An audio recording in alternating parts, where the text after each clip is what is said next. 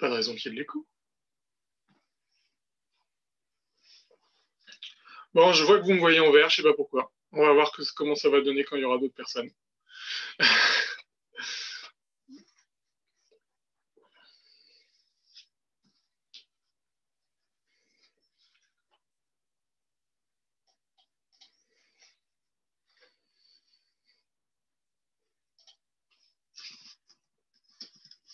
Ouais, je sais, je suis Green Lantern, Jean-Luc.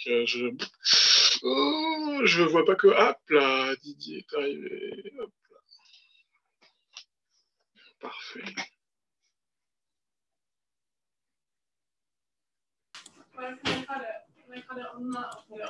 You can cut it on there if you like.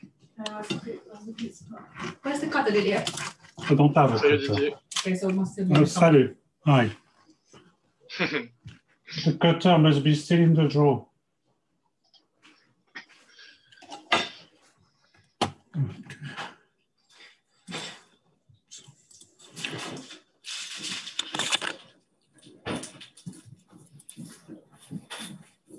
I'll get it for you, Didier.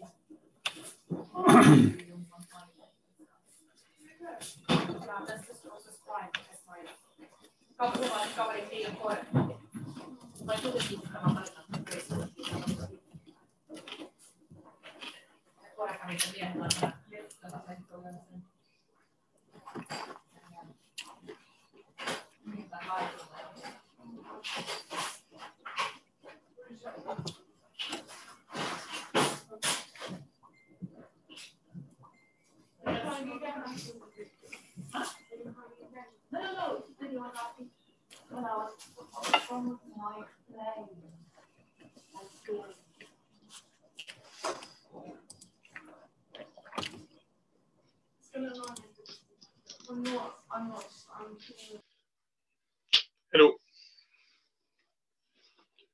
Ça va? Prêt? Oui. Je t'entends pas, ouais, c'est bon. Oui. Je suis en train de finir mon dîner. Donc, Ouais. Est-ce que tu me vois vert, Didier, toi aussi? Oui, oui, c'est vert, oui. Bah, attends.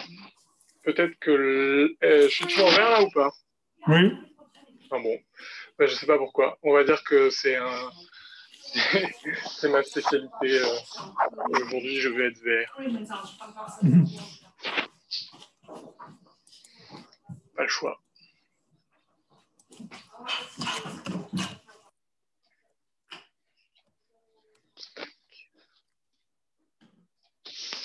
Non, Jean-Luc, c'est pas une lampe au-dessus de moi. J'étais tout vert pendant le match précédent. Je sais pas pourquoi. C'est ma webcam qui est un peu pourrie, comme tu peux le constater.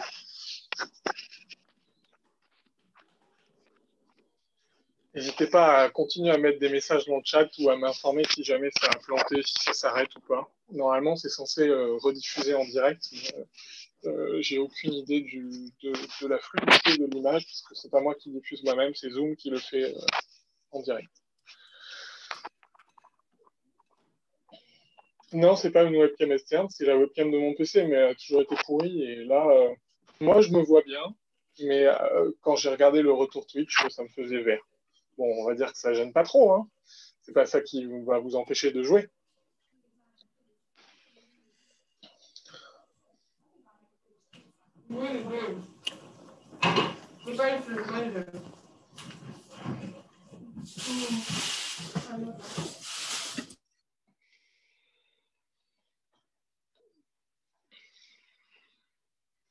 Tac, la druve.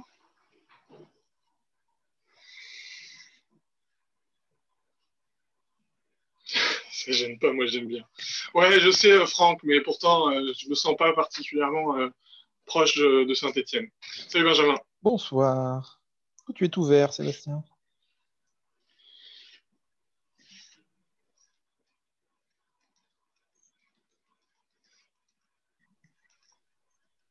Le flux est très correct. Bon, c'est l'essentiel. On va faire un petit test. Vous allez me dire d'ici 20 secondes. Je vais tenter de partager mon écran et vous allez me dire si vous voyez quelque chose sur Twitch ou pas. Parce que j'ai préparé un petit PowerPoint avec les thèmes et le score. Donc les joueurs vont le voir. Mais je ne sais pas s'il va être aussi rediffusé sur Twitch ou s'il n'y a que les joueurs qui peuvent le voir.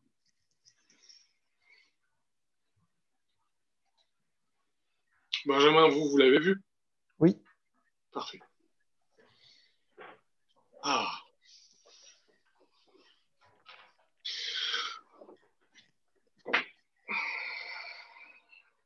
Ouh. Tac, voilà l'autre équipe qui commence à arriver.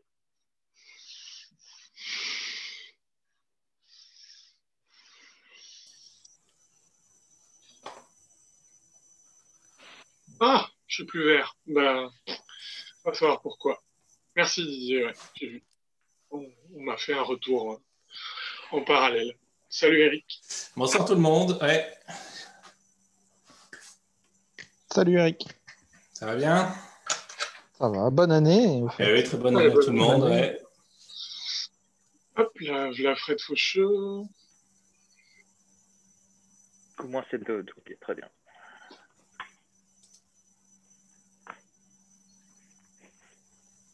En fait, je pourrais mettre mes écouteurs parce que je pense que ça n'a pas d'incidence sur le retour du son. Donc, on va essayer de mettre les écouteurs.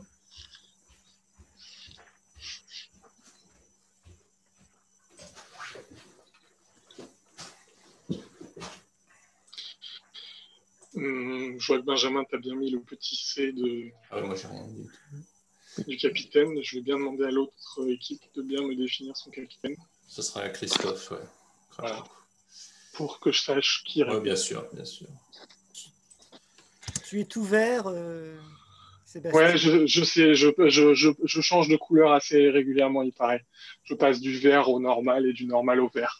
Mais tant que vous m'entendez et que vous pouvez lire les questions, ça n'a pas d'incidence. Moi, je suis dans ma résidence secondaire en Norvège. Hein. Ah, ça tombe bien pour un des thèmes, ça pourrait t'aider. Ouais, je peux pas rechanger là, je sais pas. Faudrait que je ressorte, j'ai pas trop envie. Est-ce que les Norvégiens ont inventé l'aurore boréale? Je ne crois pas. Ouais. Salut à tous ceux qui arrivent en parallèle à côté, puisque votre image est rediffusée avec un peu de retard. Il y a quelques spectateurs qui vont regarder, mais qui n'interagiront pas avec vous en direct. Ah ouais, il y a Le droit de dire de conneries, du coup. Donc, vous serez cloué au pilori du chat, mais vous ne pourrez pas voir. Voilà. Donc, on a tout le monde. Il nous manque juste la caméra de Druve. Je vais essayer de vous remettre dans l'ordre. J'espère que ça va marcher sur... Tac. 1, 2 pour Druve. C'est bon. 3 pour Max. 4, moi. Ensuite, 1, c'est Christophe. 2, Fred. 3, Eric. 4, Vincent. On vient de jouer la petite finale et le score était de 58 à 54, je crois. Et c'est l'équipe de Francis, Thibaut, Eric, Cadieu et Jérôme qui a gagné la petite finale. Bon, c'était pas la petite finale prévue puisqu'il y a une équipe qui nous a fait faux bond. Il y a 2 équipes qui ont fait faux bond et on a fait rejouer les 2 équipes qui étaient laissées sur le carreau. Et ce que j'ai dit donc au début, c'est que il va y avoir un petit partage de slides de temps en temps pour savoir où on en est. C'est là-dessus que je vais compter le score et vous pourrez voir les thèmes qui ont été pris et pas encore pris. Voilà. Et ce sera rediffusé aussi en parallèle sur Twitch. Comme je vous l'ai dit par mail, c'est la finale, donc on fait bien attention à montrer ses mains. On essaye de répondre dans le temps imparti. Si je dis que le temps est mort, c'est fini. Et il faut que les capitaines me donnent distinctement le nom de la personne qui va répondre. Est-ce qu'il y a des questions? Est-ce que c'est bon pour tout le monde? C'est tout bon. Comment ça va? J'ai une question. Oui, Fred. Est-ce que la vidéo sera disponible après? Oui, la vidéo sera disponible après et moi je vais la télécharger, l'enregistrer sur mon PC et je pourrai la mettre à disposition des joueurs.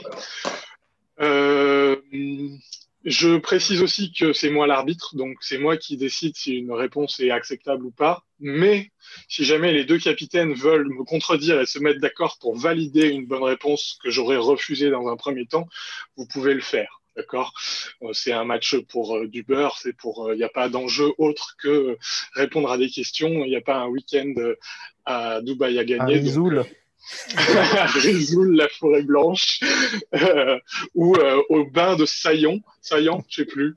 Donc, si jamais vous me trouvez trop sévère et que vous dites non, celle-là, on peut la valider, c'est bon. Alors, je vais demander à Christophe de J'ai me juste une dire... question. Ouais, Tu vas copier-coller les questions dans le chat quand même? bien sûr, je vais copier les Ok. questions dans le chat, Attends. comme d'hab. Et Seb aussi, alors là, je sais pas comment on fait, mais là, je vois que 4 visages. Je peux pas les plus Regarde. Tu Regarde. peux agrandir la fenêtre. Et Ah, puis, de ok. toute façon, quand je poserai les questions, je rebasculerai en mode normal et D'accord. je ferai du partage d'écran que entre deux joueurs. Ça marche. Deux joueurs par deux joueurs. Voilà. Donc, Christophe, je vais te demander de me dire pair ou impair. Pair. Eh bien, c'est impair. Et donc, l'équipe des internationaux, vous pouvez choisir de jouer en premier ou de laisser la main. On a perdu un joueur. Ouais, évidemment, ça frise. Du coup, ça a frisé pendant le tirage au sort. Je ne sais pas si c'est à moi de choisir ou pas. Oui, c'est vous qui avez gagné, ouais. C'est à vous de qui avez choisir si gagné. vous commencez ou pas. Et du coup, je ne sais plus ce qu'on a dit. Ah, Il y avait une consigne. il y a moins d'importance maintenant, c'est comme tu veux. Oui, c'est vrai que ça n'a plus d'importance. On commence là. Attends, c'est qui joue en un on commence la deuxième. D'accord. Donc, Christophe, c'est toi qui joues en premier. C'est toi qui choisis ton premier, le premier thème. Alors, attends que je regarde. Je prends les statues monumentales. Statue monumentale.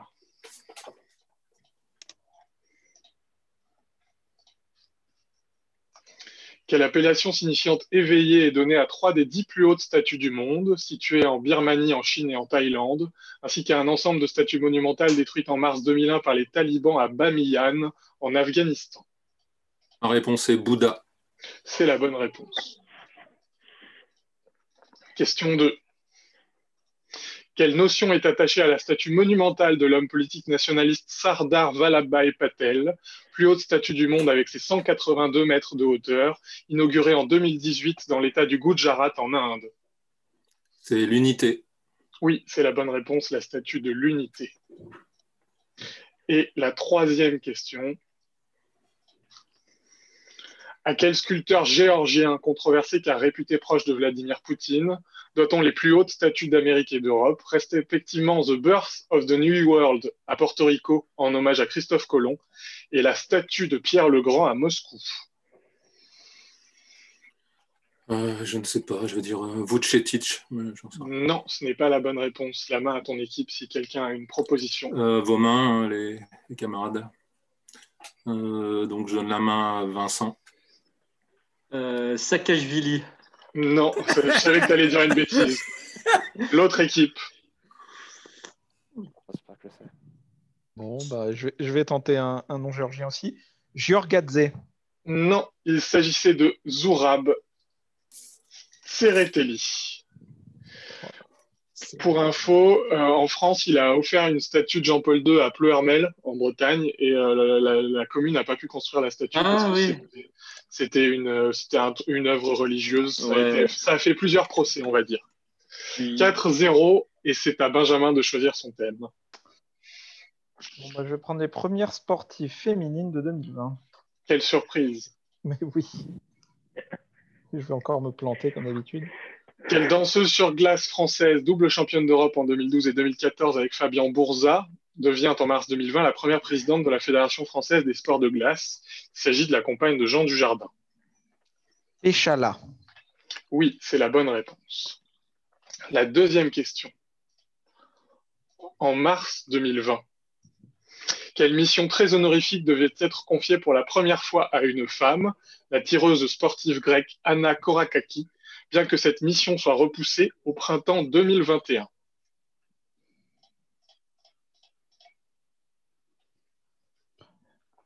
Première relayeuse du relais de la torche. Oui, c'est valide. C'est la première femme à porter la flamme olympique au départ d'Olympie. Et la troisième question.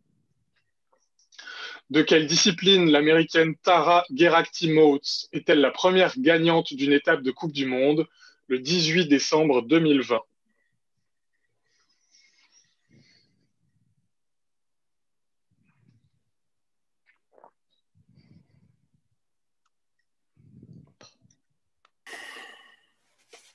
Combiné nordique? C'est la bonne réponse, le combiné nordique. Ce qui nous donne à l'issue de ce premier round un score de 6-4. Et c'est au joueur numéro 2, à savoir, c'est Fred ou Frédéric, ouais. Oui. Ouais.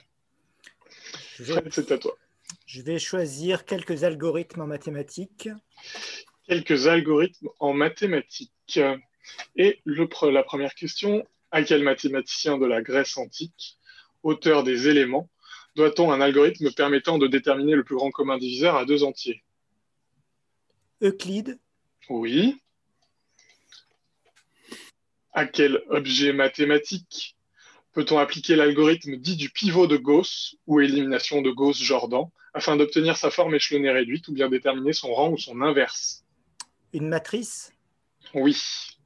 Et la troisième, à quel informaticien néerlandais doit-on un algorithme permettant de résoudre le problème du plus court chemin en théorie des graphes? Probablement pas la bonne prononciation, mais Dijkstra.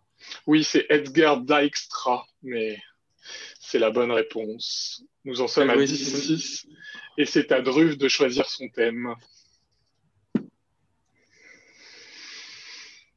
En fait, désolé Druve, tu voulais peut-être ce thème-là. Bah oui, non, mais c'est ma faute. C'était sûr. C'est le choix du capitaine qui a été déterminant. Il a pensé à lui et pas à Druve. Mais non, mais c'est ce qu'on avait dit en plus au début, je me souviens plus. Non, c'est bon. Je vais choisir, classification issue des travaux de scientifiques russes. Ok. On voit ce que ça donne. Comme l'autre nom de la table de Mendeleïev l'indique, si chaque colonne est un groupe, quel nom désigne chacune des lignes du tableau? Période ou period. Oui, c'est la bonne réponse.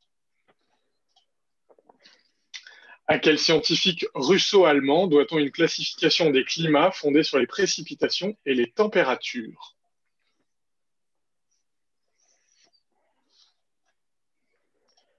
J'ai vu ça pas très longtemps. Oh là là.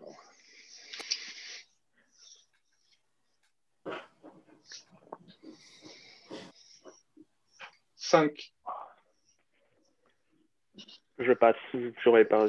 La main à ton équipe. Didier. Open. Oui, Vladimir Koppen, c'est la bonne réponse. Et la troisième question. Que sont le Castanosem, le Solonets et le Solonchak? Ces noms emprunts aux Russes doivent au scientifique Vassili Dokuchayev leur présence dans la nomenclature internationale, étant chacun un groupe de référence dans la base mondiale.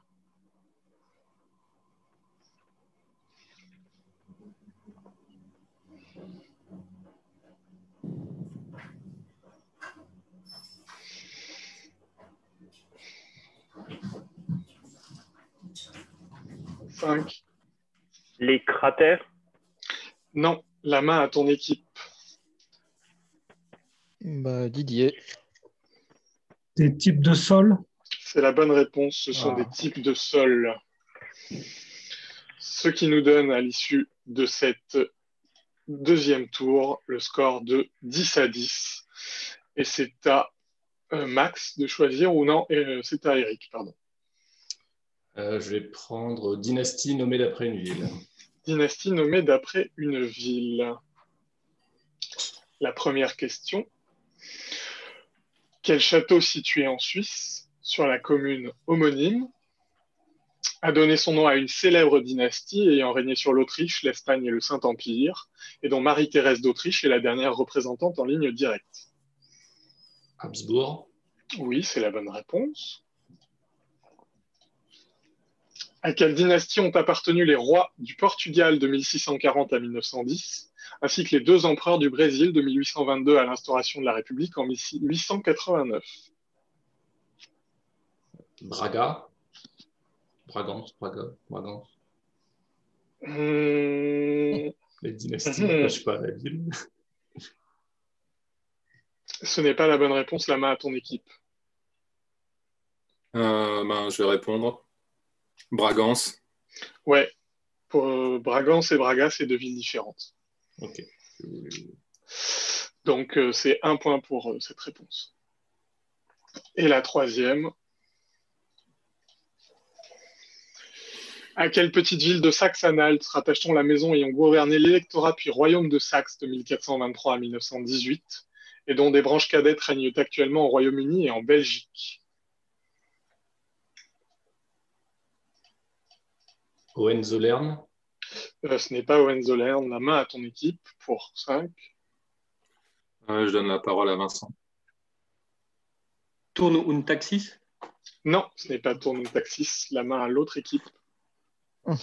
Pour Didier. Allez, Didier. Gotha? Non, ce n'est pas Gotha. Tu voulais proposer quoi, Max? Oldenburg. Non, c'est la maison de Wettin, W-E-T-T. Ah. C'est au tour de Max de choisir son thème. Bon, je vais essayer une œuvre classique sous 3 formes. Très bien.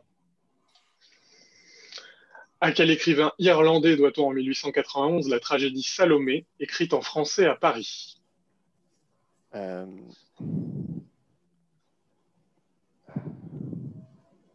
non.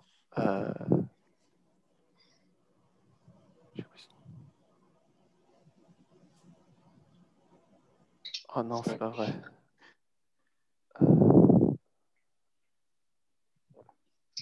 La main à ton équipe.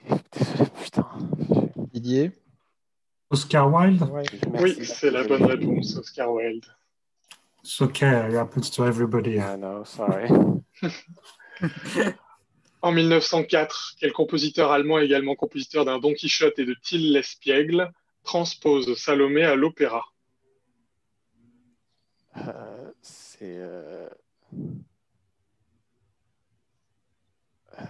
C'est Strauss. Oui, c'est la bonne Richard réponse. Strauss. Richard Strauss. Et la troisième, quel graveur et illustrateur britannique, décédé à 25 ans à Menton de la tuberculose, réalise pour Oscar Wilde une série de dessins en noir et blanc afin d'illustrer l'édition anglaise de Salomé?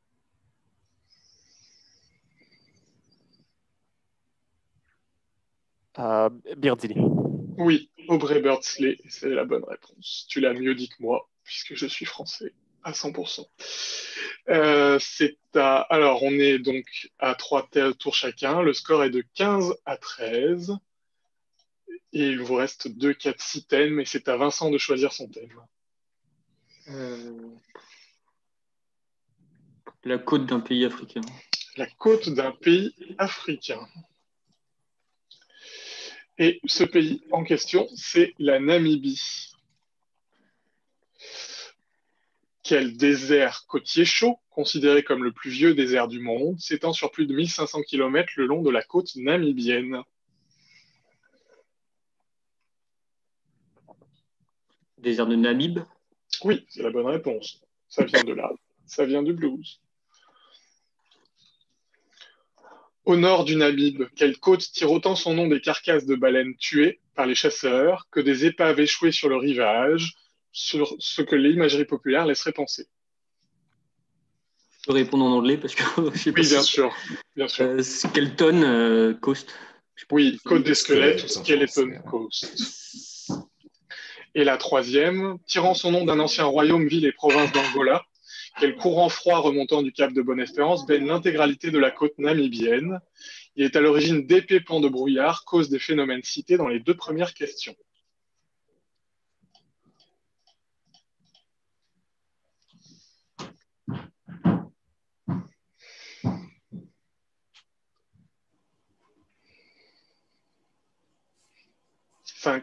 Guderitz. Non, la main à ton équipe. Je donne la main à Eric malgré tout. Je l'ai su, ça. Voilà, c'est pour ça. Mais... Je me dis si ça revient dans les 5 secondes. La main à l'autre équipe. Didier? Benguela? Oui, le courant de Benguela. Et Didier, c'est à toi de choisir Ah, le okay. thème. Can I see the theme? Est-ce que je peux voir les thèmes? Oui, je peux remettre les thèmes, bien sûr.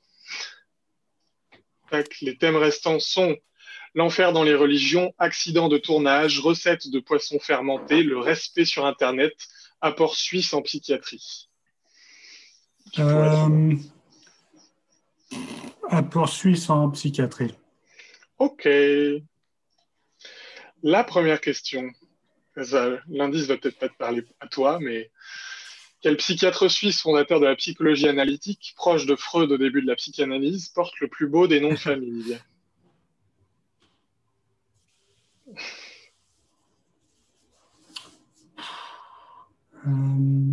Young. Oui, c'est ça. C'est pour ça que tu joues avec le pseudo. C'est pas Pagnol, hein? Exactement, j'ai eu peur que ça te décontenance, mais c'est bien. Oui, c'est bien. Ça m'a décontenancé. C'est quoi là? C'est parce que c'est mon nom de famille. Voilà. C'est mon nom de famille. D'accord. Mais je ne l'ai pas mis, j'ai caché chez yeah. Willy Pagnol. C'est pour ça qu'elle a mis son pseudo. Allez, la deuxième. À quel psychiatre suisse, par ailleurs excellent dessinateur, doit-on un test projectif de psychodiagnostic? Rorschach. Oui, c'est ça. Hermann de son prénom. Et la troisième. À quel psychiatre zurichois doit-on l'introduction des termes schizophrénie et autisme dans le vocabulaire psychiatrique?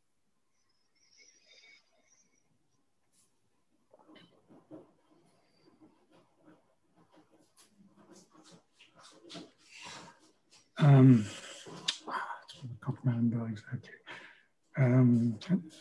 5. Bullman. Non, ce n'est pas Bullman. La main à ton équipe.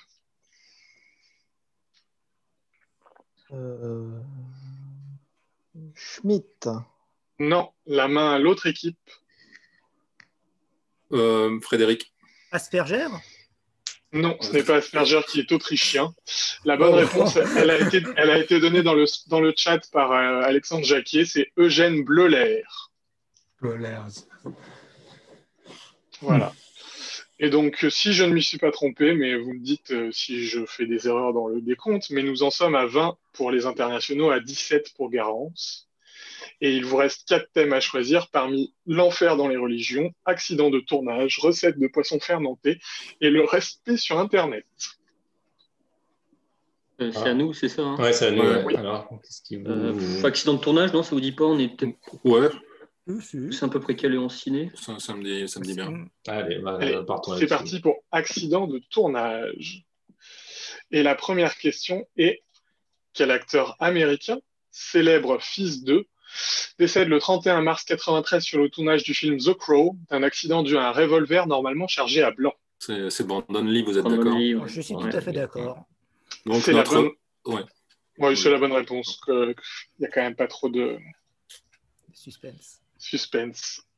En 1983, sur le tournage de quel film à sketch, hommage à une célèbre série télévisée américaine du même nom, un accident d'hélicoptère coûte la vie à l'acteur Vic Morrow ainsi qu'à 2 enfants vietnamiens. C'est la 4e dimension. Twilight Zone en anglais. Ouais. The Twilight Zone. Ce sont les bonnes réponses de Twilight Zone ou la 4e dimension. Et enfin, quelle actrice subit une brûlure au second degré au visage, en partie due au maquillage vert lui permettant d'incarner la méchante sorcière de l'Ouest dans Le Magicien d'Oz de Victor Fleming? C'est Hamilton. Margaret Hamilton. Ouais, c'est la bonne réponse. Margaret Hamilton, vous êtes les premiers à la trouver. C'est au tour de l'équipe internationale. Il vous reste l'enfer dans les religions, recettes de poissons fermentés ou le respect sur Internet. Recette de poisson en fer, ça peut aller. Ouais, moi, le poisson, ça peut aller. Poisson? Et ben, Ok, les recettes de poisson. Recettes de poissons fermentés. Sous quel nom connaît-on presque exclusivement en France le condiment à base de poisson appelé Yulu en chinois et Nam Pla en thaï, certainement en raison de la colonisation du Vietnam d'où provient cette appellation? Donc, mam, non? Oui, c'est là. Ouais. Donc, mam, en tout cas, c'est du poisson fermenté. Ouais, c'est un condiment. C'est vietnamien. Et mam. Donc, mam. C'est la bonne réponse, Nuoc Mam.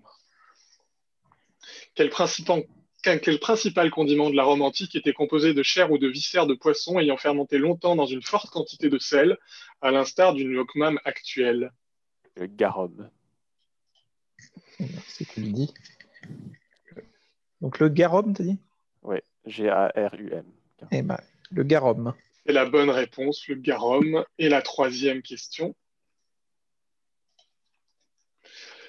À partir de quel poisson qui urine par la peau à l'instar du requin est préparé le plat coréen appelé ongeo-oe, dont l'odeur chargée d'ammoniac rappelle celle des toilettes?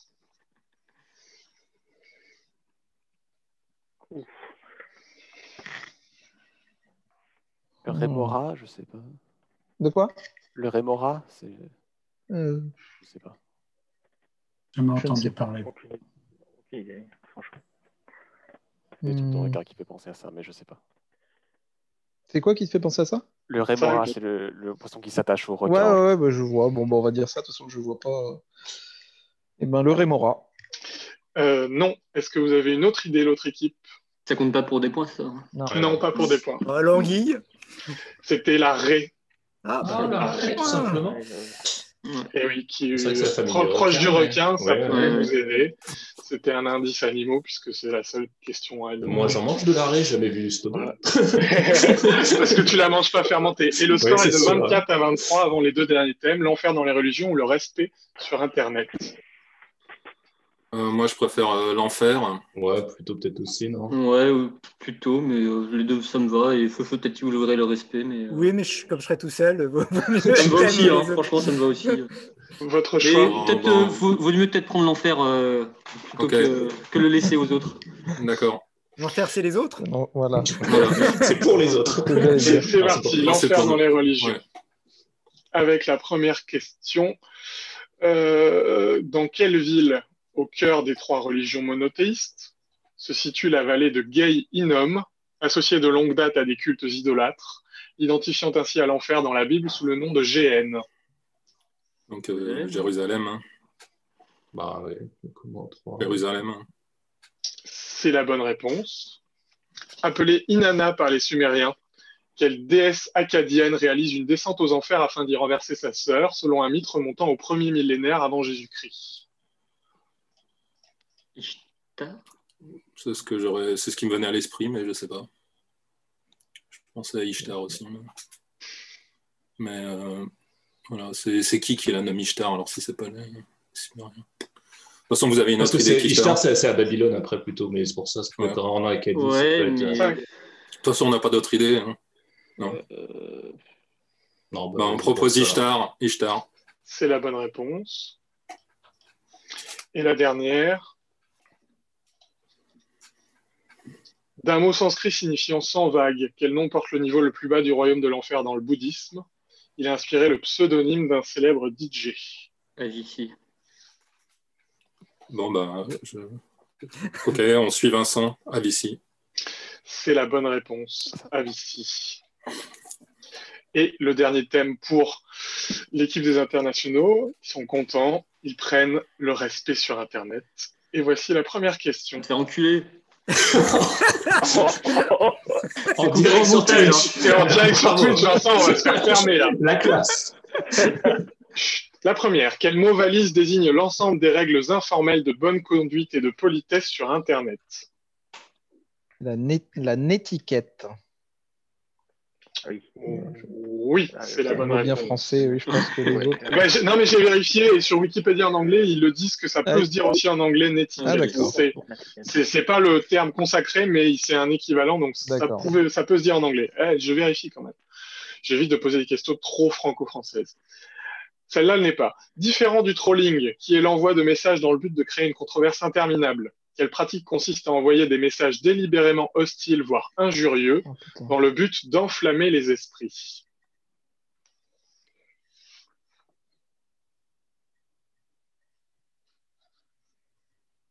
Flamme. Je sais ça. Flame War, je sais pas. Oh, putain.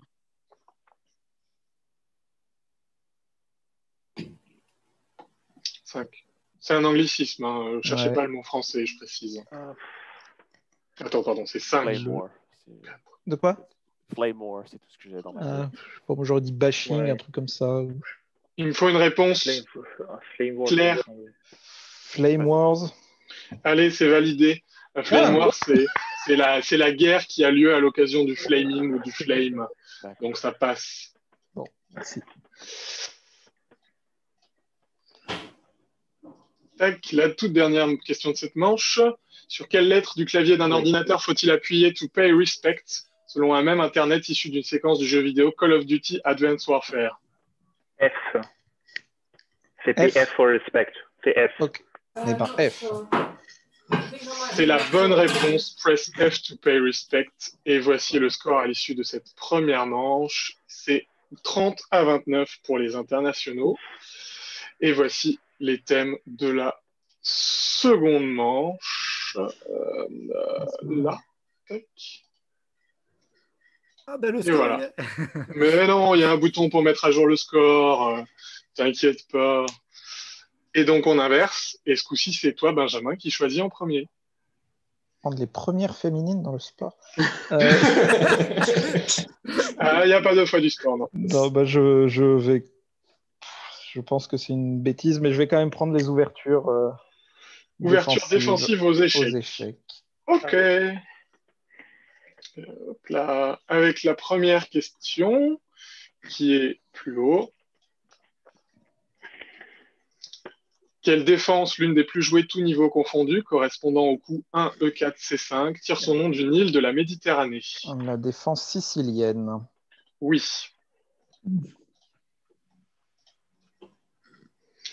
Quel mot utilisé en 1561 par le joueur espagnol Ruy Lopez, en référence à un croc en jambe, s'applique aux ouvertures défensives nommées Benko, Budapest ou éléphant? Alors, je comprends pas la question.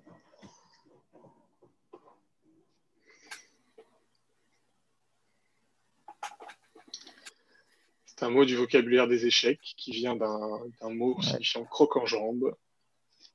5. Je vais dire gambit, mais... C'est la bonne réponse. Ah ouais, bon. Gamba, c'est bon. Et alors, pour la dernière, je veux une réponse très précise, Benjamin. Oula. Quel est le premier coup précis des Noirs dans la défense aléquine, en réponse à l'avancée du pion roi, et dans la défense indienne, en réponse à l'avancée du pion dame? Une réponse très précise. Ouais, bah c'est le cavalier... Ah, attends. C'est le cavalier de droite, là, qui avance. 5. Cavalier F6. C'est bon, cavalier F6 validé.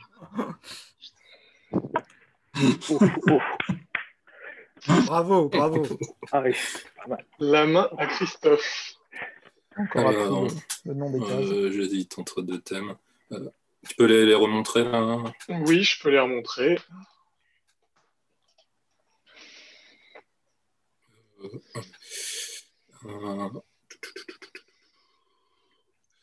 Je vais prendre les romans se déroulant durant l'Égypte antique. Ok, c'est parti. En 1944, à quelle célèbre romancière britannique doit-on l'œuvre Death Comes at the End, unique roman policier de l'écrivaine à ne pas être contemporain? Agatha Christie. Oui. À quel romancier africain prix Nobel de littérature en 1988 doit-on le roman policier historique Akhenaton le Renégat, publié en 1985? Ce qu'il y a eu là.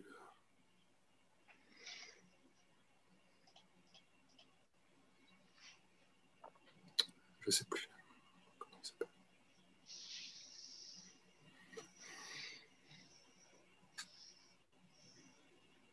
5. Je l'ai plus. Top. La main à ton équipe. 3-3. Eric. Mahfouz. Oui, Naguib Mahfouz est la bonne réponse. Désolé. À quel romancier finlandais doit-on le roman Sinoué l'Égyptien, paru en 1947 et reprenant certains éléments d'une des plus anciennes œuvres littéraires de l'Égypte? Ça, c'est Valtari.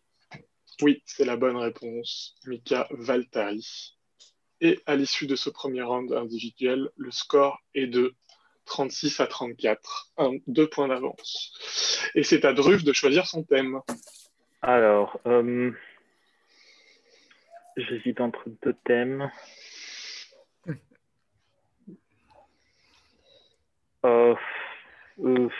Trois objets célestes.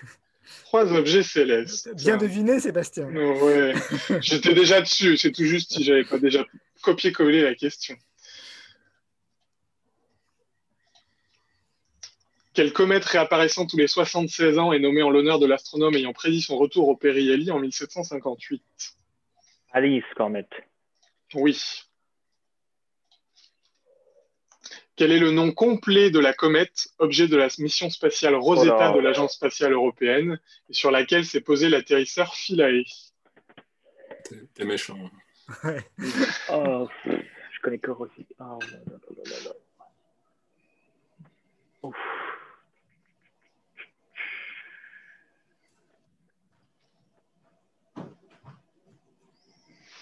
Cinq. Non. Top. La main à ton équipe. Bah, j'ai envie de tenter. Churyumov Gerasimenko. C'est la bonne réponse. Bravo. Je suis méchant, mais la suivante est peut-être un peu moins compliquée que les autres à 3. Bon. Il y a une justice quand même. Tu vas me dire. Hein. Visible à l'œil nu durant 18 mois entre 96 et 97, quelle comète fut à l'origine d'une panique ayant entraîné le suicide collectif de 39 adeptes de la secte Heaven's Gate, qui eut lieu le 26 mars 97.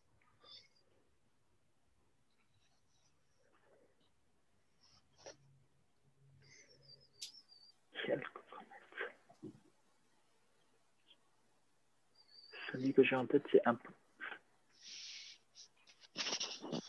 5. Shoemaker Levy.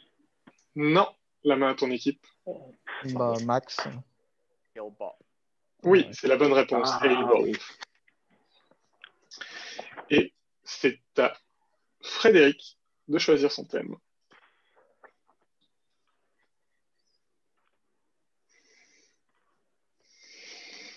Je vais me faire avoir sur la maison japonaise. La maison japonaise. Quel terme désigne le revêtement traditionnel des pièces d'habitation japonaises? Il consiste en un agencement modulable de nattes rembourrées du même nom et désigne également le sol sur lequel se pratiquent les arts martiaux japonais. Tatami. C'est la bonne réponse. Quelle pièce de mobilier souvent richement décorée, généralement une ou plusieurs peintures, est un biobut?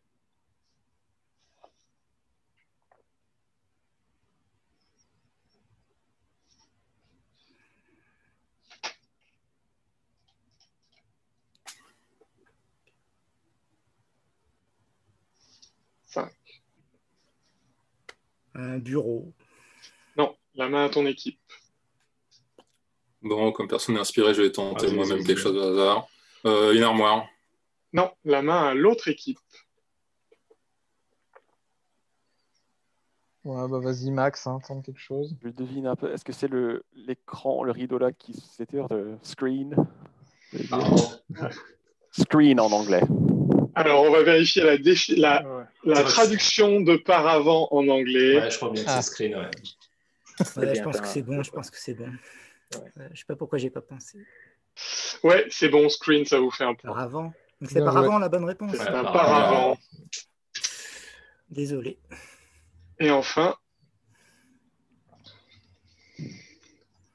proche du shoji dont il formait une variante à l'origine, quel nom porte l'écran opaque coulissant sur des rails en bois, muni d'une poignée et utilisé pour redéfinir l'espace d'une pièce ou servir de porte?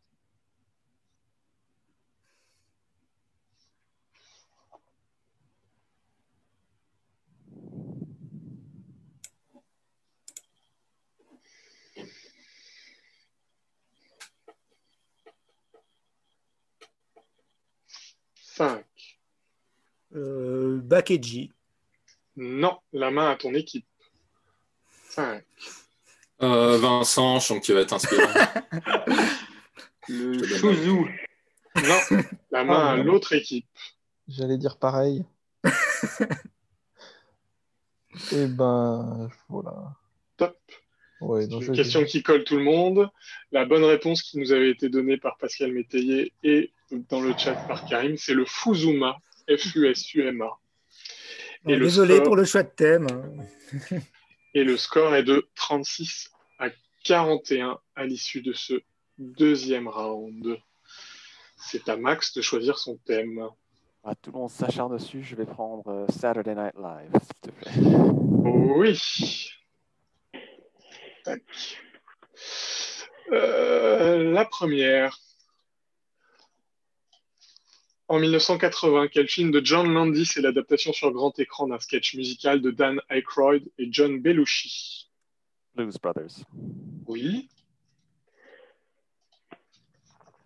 Quel compositeur de musique de film canadien, à qui l'on doit la musique de la trilogie Le Seigneur des Anneaux, est avec le producteur Lorne Michaels, un des fondateurs du Saturday Night Live? Howard Shore. C'est la bonne réponse. Sous quel nom collectif le trio comique américain composé d'Akiva Schaffer, Andy Samberg et Jorma Taccone rejoint-il le Saturday Night Live en tant que scénariste en 2005? The Lonely Island. C'est la bonne réponse. Eric, à toi. Je vais essayer les murs. Les murs toujours debout en 2020.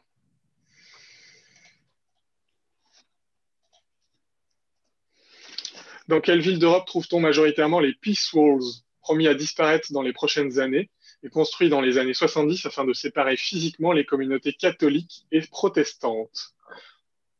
Belfast. Oui, c'est la bonne réponse. Quelles sont les deux entités géopolitiques séparées par le mur des sables, parfois appelé Berme dans les pays anglophones?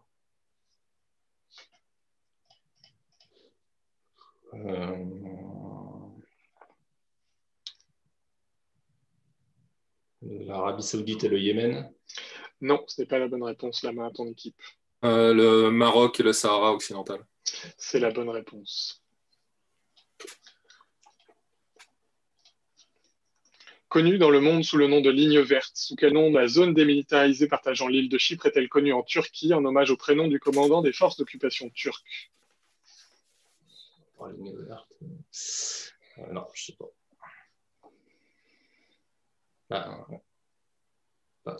Pour Vincent, là. Ouais, Vincent, t'as 5 doigts là? Ouais, j'ai 5 doigts. Ah ouais. Donc, je donne la parole à Vincent. Attila. Oui, c'est la ligne Attila. Tac. Et c'est la fin de ce round. Je vous remets où on en est. 2, 4, 6, yes. J'ai peur d'avoir manqué un point. Je suis passé tout à fait certain de mon compte, mais je trouve 7 points d'avance, 40 à 47. Ouais, c'est ça, c'est juste. Et donc, c'est à Didier de choisir entre format d'agriculture collective dans l'histoire, un sample de musique électro, inventeur et invention norvégienne, marque de sportswear italienne, un genre botanique et jeu d'enfants en peinture. Marque de sportswear italienne. Ok.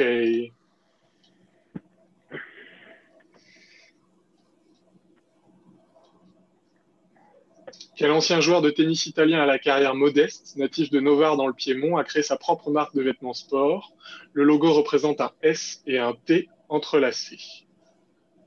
Sergio Tacchini? C'est la bonne réponse.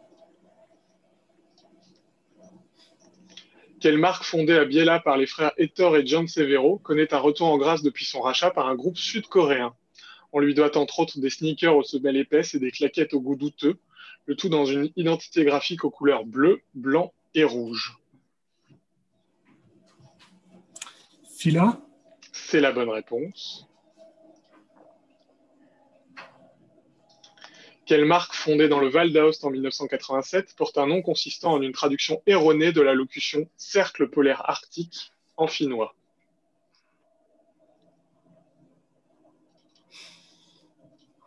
Je suis sûr que je vais ne pas prononcer correctement. Nage à Paris? Non. La main à ton équipe. Napa Pigerie.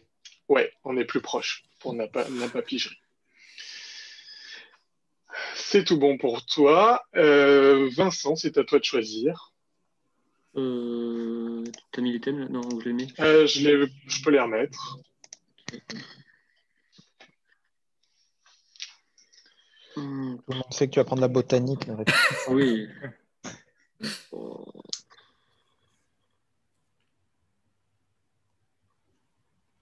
Jeu d'enfant en peinture. Jeu d'enfant en Okay, let's go peinture. now then. Tac. En 1560, à quel peintre brabançon, auteur des Chasseurs dans la neige et du Pays de cocaïne, doit-on le tableau Les Jeux d'enfants, dans lequel on recense 200 enfants jouant à 91 jeux différents? Bruegel. L'ancien. Oui, l'ancien. Tu veux la précision? Oui, je veux bien la précision, Bruegel l'ancien. Alors, en 1738, à quel peintre doit-on le portrait d'Auguste Gabriel Godefroy, dont les pensées semblent absorbées par le jouet sur la table devant lui?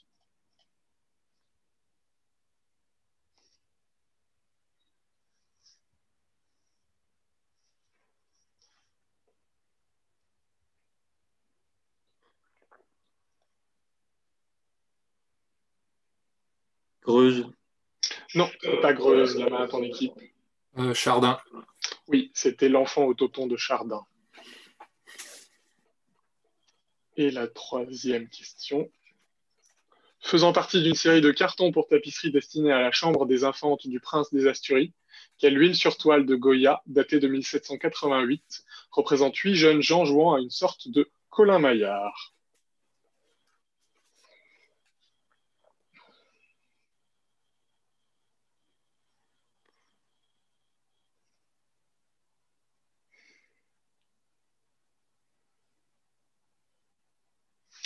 Cinq. Les enfants du goût, là. Non, la main à ton équipe si quelqu'un a une proposition. Non, alors. Non, aucune idée. Top, la main à l'autre équipe.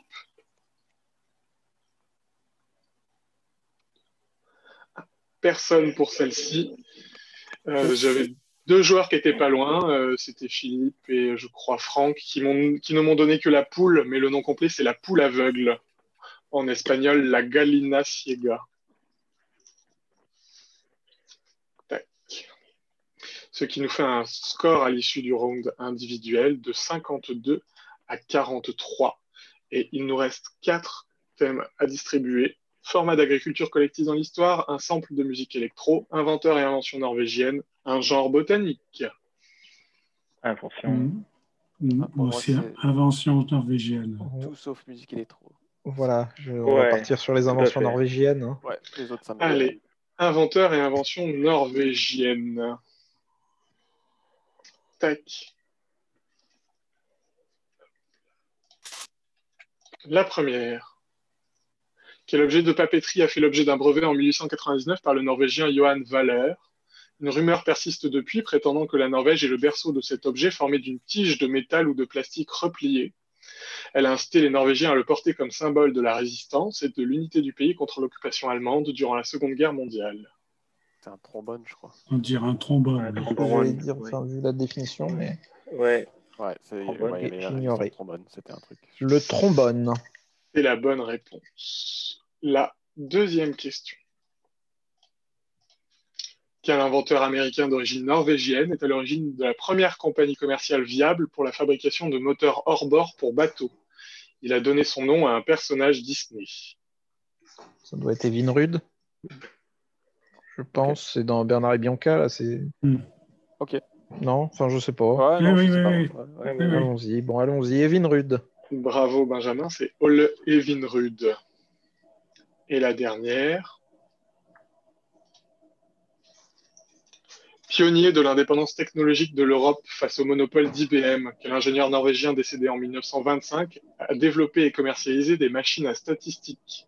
Ces brevets ont été exploités par une entreprise nommée en son honneur.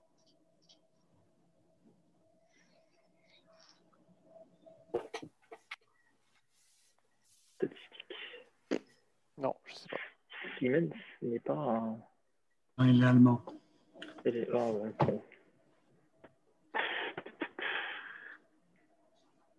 Un nom norvégien. Je sais pas. 5. Björn Dalen. Non. Est-ce que quelqu'un l'a en face? Il n'y a pas un nom, il n'y a pas un Paulsen en statistique, ça vous dit rien? Non, là, c'est plus des histoires de cartes perforées. C'était Bull, qui est norvégien. Il était norvégien. Great question.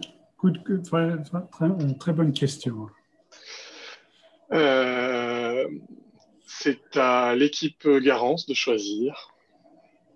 Alors, apparemment, on aura la musique électro en dernière question, donc il faut choisir l'un des deux autres. Et donc, il reste quoi? L'histoire. Format d'agriculture collective dans l'histoire et un genre botanique. Bon, moi, je préfère encore le genre botanique. Ouais. Il y a des degrés dans l'horreur, quoi. Ouais, mais moi, plutôt l'histoire, même si on ne sait pas trop ce que ça se cache. Mais bon. Comme vous voulez. Et les deux autres plutôt histoire aussi, même. Moi, j'aurais dit plutôt l'agriculture, mais en vrai, je suis mauvais dans les deux. Bon, donc, alors, allons-y pour l'histoire, alors vous êtes majoritaire. C'est parti. De l'hébreu signifiant assemblée, quel terme désigne un village collectiviste en Israël? Kibbutz. Oui. Suite à l'indépendance obtenue des Britanniques en 67, dans quel État le président Julius Nyerere popularise-t-il le concept du Jamaa, base du socialisme africain, incluant un programme de création de communautés agricoles villageoises? J'ai oublié de préciser que Ujamaa, c'est du Swahili qui veut dire famille. C'est sur la Tanzanie, sur le Ouganda. Non, c'est la Tanzanie. C'est la Tanzanie. Bon, allons-y, Tanzanie. C'est la bonne réponse. Et enfin, la dernière. Connu à l'époque aztèque sous le nom de calpuli, quel terme dérivé du latin exitus désigne la propriété peu collective de terres attribuée à un groupe de paysans au Mexique. La redistribution des terres agricoles était une des revendications principales de la Révolution mexicaine de 1910. Ejido. T'es sûr? Ouais. Pratiquement, c'est des vieux souvenirs, mais si vous avez autre chose, ça me va aussi. Mais ça ressemble à Exitus. D'accord, moi je pensais à autre chose, mais. Egido. Ok, c'est pas mal. Allons-y. Ejido. Eh bien, c'est la bonne réponse. Est-ce que quelqu'un d'autre l'avait en face ou pas? Parce que Frédéric, tu es le premier et peut-être le seul à avoir cette bonne réponse. Et ce qui nous fait, à l'issue de ce premier round collectif, le score de 56 à 49. Et c'est aux internationaux de choisir entre la botanique et la musique électro. Je vais être le seul à préférer la musique électro, non? Vous fassiez un score négatif, il y a une chance. Moi, ça me dit bien aussi. Pas moi, mais si vous voulez. Pour faire... Ça peut aller aussi, musique électro. Parce que, en alors, plus, qu'est-ce que vous prenez? botanique, je serais moins nul en botanique. Eux, ils vont peut-être préférer botanique, je sais pas. Voilà, allez, on va être gentil. Bon. Vous êtes bien gagné. Hein. On va prendre, on n'aurait peut-être pas fait ça, hein, sinon. On va prendre électro. Alors, tac, il faut que je change. C'est quoi, du coup, au final? Électro ou... Ouais, un sample de musique électro. Ok. Tac. Parce que je vais vous passer des extraits audio. Oh, question musicale, la technologie, c'est beau. Attendez, c'est pas encore fait. Je monte le son. C'est pas encore fait. On a le droit de danser. Tac. Normalement, j'ai tout téléchargé tout à l'heure, mais alors, encore faut-il le retrouver. Ah, voilà. Tac. Maintenant, un petit peu de Alain Souchon. Donne pas les réponses. C'est une petite référence à Sébastien qui l'a pas entendu, qui l'aurait apprécié.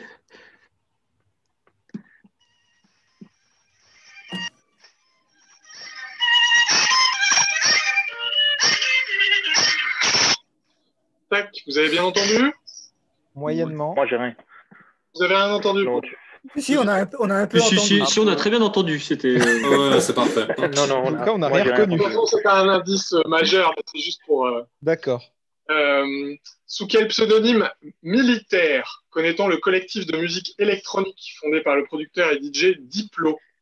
On lui doit en 2019 Kekalor, donc ce que vous venez d'entendre, avec le chanteur de reggaeton colombien J Balvin. Il y a Major dedans. Ah oui, Major Lazer. Avec DJ Snake et la chanteuse Me. Oui. Yes, Major Lazer. Major Lazer. C'est la bonne réponse. Attention, vous êtes prêts pour le deuxième extrait?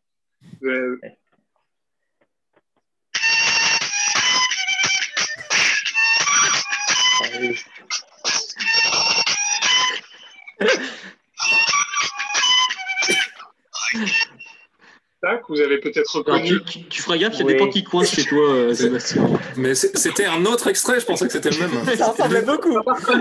Plus lent. C'était plus lent. Oui, c'était plus lent. Je pense qu'on n'a pas tout le son qui passe. Hein, moi, mais... C'est possible, mais je ne me débrouille pas encore assez bien avec OBS Studio pour faire mieux. On n'a que les aigus, je pense. Cette chanson sample la chanson Indian Flute, sortie en 2005, à quel producteur et rappeur américain de son vrai nom Timothy Mosley, célèbre pour ses travaux avec Missy Elliott, puis Nelly Furtado et Justin Timberlake, doit-on cet extrait en collaboration avec Magoo? Oh bah ça va être Timbaland, ça, non? Timbaland. Bah oui. Timbaland, oui. Allez, on va dire Timbaland. Timbaland est la bonne réponse. Mais oui. Et alors la troisième, on se régale. Encore plus lent. Normalement, ça ne répondre que sur la musique. Hein, parce que... Ouais, c'est clair. Alors c'est là qui vous j'avais tout sur les extraits. Hein. Non, mais apprenez des choses, ne soyez pas si défaitistes. Alors, par contre, celle-là, bonne chance. Hein. L'extrait de flûte est lui-même samplé du morceau Kurura, extrait de l'album de 93, La Candela Viva. À quelle chanteuse colombienne pratiquant les musiques et danses traditionnelles de la région Caraïbe doit-on cette chanson? C'est pas Shakira, moi, c'est tout ce que je peux dire. C'est bien, après, vous procédez par élimination. Chanteuse colombienne. Ah oui. Je suis sûr qu'on en a déjà eu une de chanteuse colombienne dans un quiz une fois. Shakira. On veut dire un nom espagnol, je sais pas, dit Garcia. Et ouais, un truc genre, mais en plus, c'était pas juste un prénom. Oh, je ne sais plus. Maria, je sais plus. 5. Allez. Ça ne s'invente pas. Lopez. Non. Est-ce que quelqu'un a une idée? Elle s'appelle Toto la Momposina. Ah non, j'ai jamais vu ça. Voilà. Et je pense que si l'extrait musical avait été mieux, je pense qu'on aurait... Oui, bien sûr. Je mettrai des enceintes la prochaine fois, mais j'aurais pu le mettre sur enceinte serrée. Et donc, il reste un genre botanique pour Garance. C'est parti. Quel arbre de la famille des Anacardiacées originaire d'Iran produit une amande verte comestible utilisée dans la cuisine orientale pour aromatiser les baklavas? Pistachier. Pistachier. Ouais. Ça se dit pistachier? On dit comme ça, ouais. Oui. Voilà. Sur donc allons-y, on confirme. C'est la bonne réponse. La deuxième, quelle oléorésine dont la distillation produit la colophane et une huile essentielle du même nom doit son nom à l'arbuste du genre Pistacia dont elle était tirée à l'origine? Térébenthine? Non, c'est une connerie, non? Quoi? Térébenthine, c'est une connerie, non? Ah, c'est ça. Non, c'est ça. Non, c'est ça, je pense. Bah, allons-y, térébenthine. C'est la bonne réponse, le pistachier térébinthe et la térébenthine. De quel produit naturel issu d'un arbre du genre Pistacia, l'extraction sur l'île de Chios en mer Égée est-elle inscrite au patrimoine immatériel de l'humanité?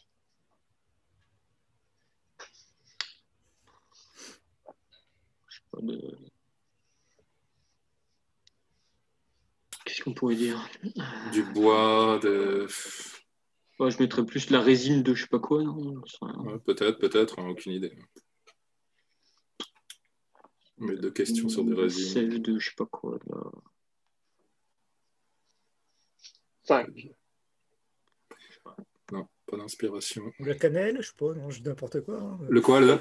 Non, j'ai dit la cannelle parce que je sais pas quoi le dire. Non, c'est pas la cannelle. Est-ce que quelqu'un a une idée chez les autres?